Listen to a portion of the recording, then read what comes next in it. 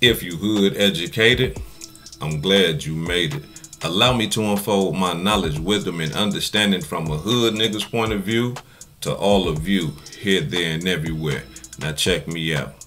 Now before I get into this demonstration, I need y'all to walk with me, right? I need y'all to walk with me. I need to take y'all back just so that I can put everything that I'm about to tell y'all about what's going to happen or what could happen with MobTies in Atlanta or what could happen with Houston and Atlanta. I need y'all to walk back with me so I can put everything in context, right? 1994. One of the coldest rappers that ever lived, Tupac Shakur, flew from the West Coast to New York City. Checked in with Bad Boys Records, right? Who is Bad Boys Records? Bad Boys Records at that time is Puff Daddy Combs, or who we call P. Diddy right now today, and Biggie Smalls, right? The Notorious B.I.G. These was the main niggas for Bad Boy Entertainment, right? Tupac checked in with these niggas. Hey man, listen, I'm here. I'm ready to do this music. Where y'all at? They tell him, hey, we at the studio over here. Tupac goes to the studio, right? These is his partners. These are his friends. These is motherfuckers that he fuck with, right? They should have his best interest, right? Gets to the studio, ring the buzzer. They look out the window. Hey man, I'm down here, let me in. They, yeah, come in the lobby. Tupac goes in the lobby, gets robbed, and shot 5 times. Sounds like a back door, right? Shit just don't look right. Why? Because he's under the protection of Bad Boy Entertainment. He's under the protection of Biggie and Puffy or Diddy, whatever we want to call him, right? And he is robbed and shot 5 times at a place that they told him to go to. A place that they welcomed him to. Sound like a back door, right? But the cold-blooded part that we all need to pay attention to is this right here. After Tupac was shot 5 times, what happened? What happened in the hip-hop industry? There was a divide. There was a major divide in hip-hop culture when Tupac, a West Coast artist, flew to New York and got shot 5 times in what appeared to be a back door. The divide was this right here, y'all. West Coast and East Coast. New York artists or East Coast artists was not allowed to come to the West Coast and do nothing. West Coast artists was not allowed to go on the East Coast and do nothing. They could go if they wanted to, but they understood that their life was in danger because the threats was already out there. All because Tupac got shot 5 times on the East Coast and it appeared to be a back door. What you saying, hood educated? Why you talking about this shit that happened in 1994 and all that old type of shit? Let me explain to y'all, right? This shit is scary. What month did Tupac get shot in 1994? Yeah, you guessed it. November. What month we in right now, y'all? November. Does it appear that Takeoff, Quavo, and they whole little clique was backdoored by MobTies? It appears that way. So, what y'all think gonna happen? Right? What do y'all really think gonna happen? If some shit that happened in 1994, now we gotta understand, like, this how shit roll. This shit that happened way back in 1994 caused a divide between 2 coasts. What y'all think gonna happen with this shit right here. Now let's get into the demonstration.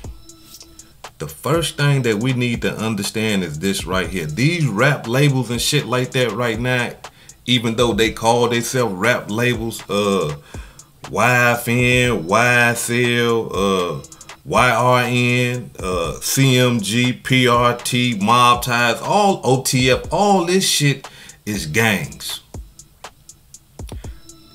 This shit ain't nothing but a bunch of niggas that are used to be in gangs or that are in gangs. Now they calling themselves a rap label. That's why they hit YSL with the motherfucking Rico.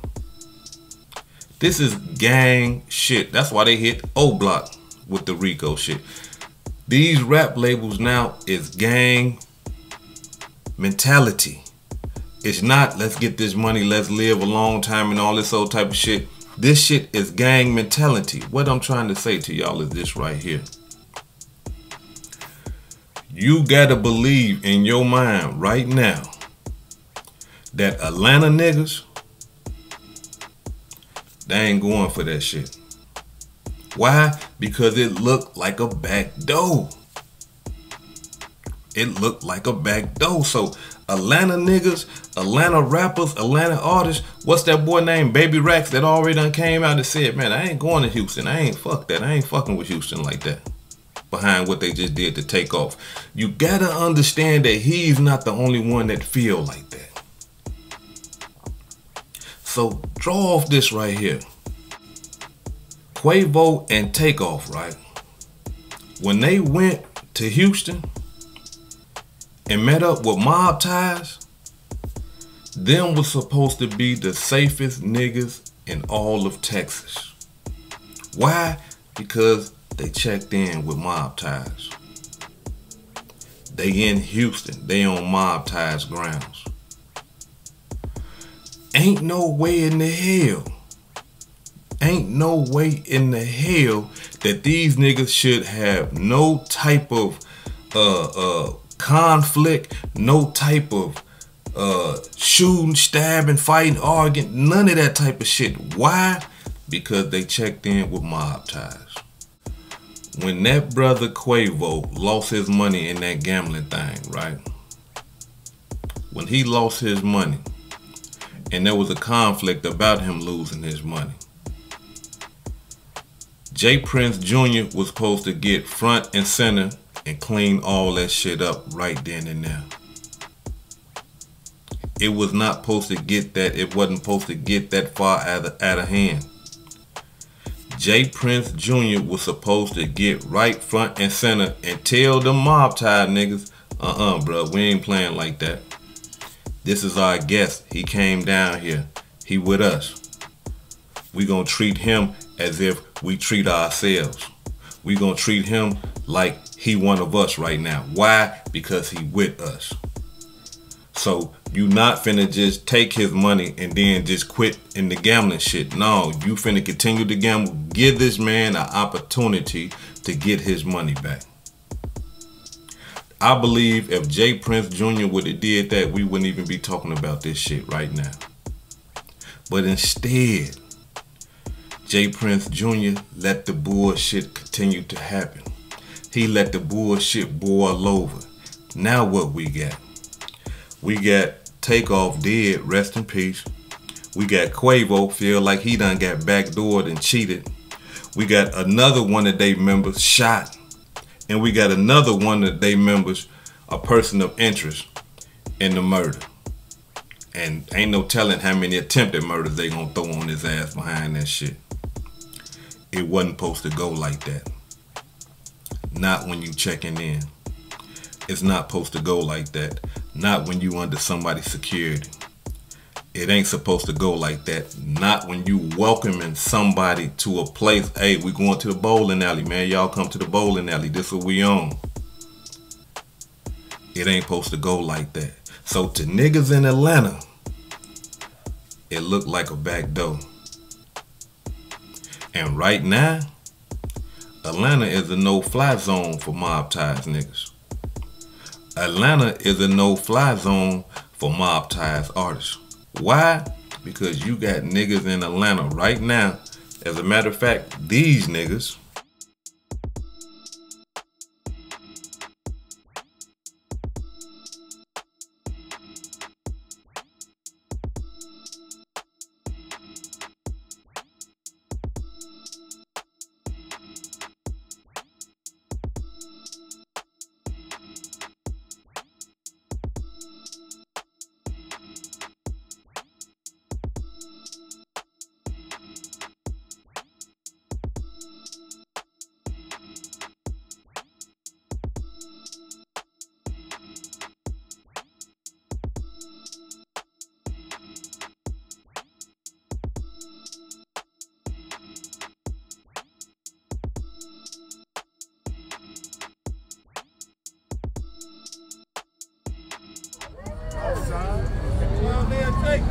don't play with them.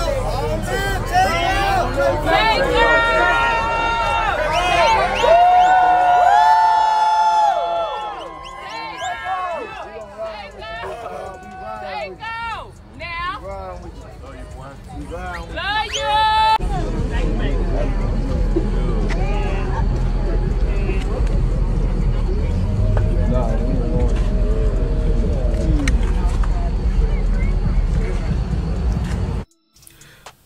Them young rich niggas, Quavo, you gotta believe that in their mind, they like, nah, nigga, them niggas was on bullshit out the gate.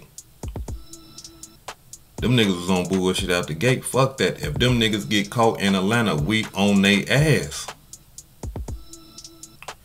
It makes sense because that's just how street niggas move. What do y'all think happened to Biggie when he went to the West Coast? We all know what happened. Biggie lost his life on the West Coast because of what happened to Tupac on the East Coast. We gotta understand something, y'all. QC, quality control and all them, Lil Baby and all them, they not finna come out and say publicly, man, nah, that shit right there wasn't right, bruh. That look like some funny shit. Nah, man, we ain't fucking with them niggas in Houston no more. They ain't finna come out and say that. But in their heart, that's what they really saying. That's why J. Prince Sr., that's why his other son, Jazz Prince, is trying their hardest to clean that shit up. Hey, Quavo, we with you, man. And calling Takeoff as my nephew, whoever shot my nephew and all that. It's too late for all that, bruh. It's too late for all that. Because now, niggas in Atlanta is not looking at it. They looking at it as the same way as the niggas on the West Coast was looking at the Tupac shit. Nigga, we sent some of our people over there with y'all, and one get killed, one get shot. Nah, them niggas supposed to be safe. They was under y'all protection. And then the way that J. Prince Jr. walked over Quavo and Takeoff, then ask him, hey man, do you need some help, man? Let's get this brother in the car. I'm finna call the police, the ambulance, man. We need some, man, y'all, we need some towels to put over his head. He didn't render no help whatsoever. Atlanta niggas seen that. 4PF, Lil Baby, they seen that. YRN, young rich niggas, they seen that. And we seen it too. So we gotta think, if we feel a way about the shit, right? And we ain't got nothing to do with the shit. But if we seen what we witnessed J. Prince Jr. do, damn dog, what nigga, did they come with you? What the fuck? Hold on. Right? So if we feel that way, imagine what niggas in Atlanta feel. Imagine what YRN feel, young rich niggas. Imagine how they feel. Imagine how Quality Control feel, P in them, and Coach K. Imagine how they feel when they think that shit. Come on, man. This hood educated, not lame related. Peace and love, and y'all take care of yourself out there. Check out that store. I got some good merch out there for y'all. And before I depart, let me give a couple of shout outs to some of the blessings that I had received this week. Give a shout out to Leslie Alfred for the $20 cash app. The brother say keep up the good work. I will, bro. Brian Green for the $5 cash app. He said for the content. I'm on it, bro. Darius McCray, $20 cash app. I appreciate you, brother. And Tammy Bryan for the $5 cash app. She said keep up the great work. Continue to support the channel, because like I say, I'm going to continue to bring it to y'all raw. Peace and love.